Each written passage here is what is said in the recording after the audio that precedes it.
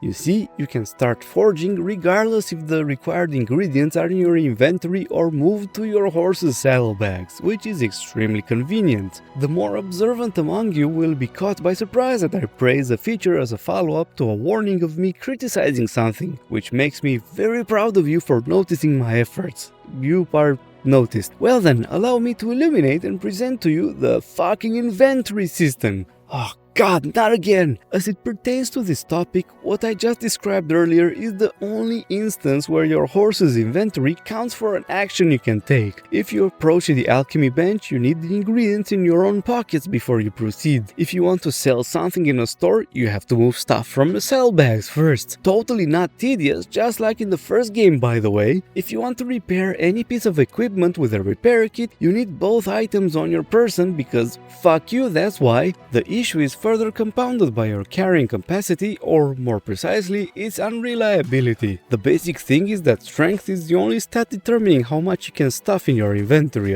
alongside a few perks dedicated to carrying capacity. That's all nice and fine until you consider that a significant number of perks influence strength under some conditions, and those conditions aren't permanently met. If you're the kind of person that gets as close as possible to the weight limit, the fact that you can randomly lose a couple of strength points means you'll often end up over-encumbered seemingly out of the blue. It does not help that there is also a long list of status effects that influence this, which you can browse in the menu, but unfortunately without any indication as to the values of their effects. So most of the time you don't understand why your current skills are buffed or nerfed, they hit you seemingly unexpectedly, and the best way to cope with this is just to ignore it and deal with it, since you ain't getting a straight answer from the game as much as you will ask for it. Remember that the first game's inventory system was trash in part because items have realistic names that are not grouped by the category they are in the general list? Well, the issue is still there. Okay, I'll give them that. They created a few subcategories to separate each weapon type, for example, but stuff is still crowded randomly, especially armor. You've got all the headpieces on their own subcategory, sure, but you've got 4 different slots to fill, and items belonging to either of them are only by accident close to one another in this list. So good luck finding them in the right order when you want to switch quickly. Last time I had to endure this crap for the sake of authenticity, but this time around I say fuck this, I'm using a mod. It puts the item type as the first word so the alphabetical ordering keeps them neatly together. I'm happy, thank God for mods.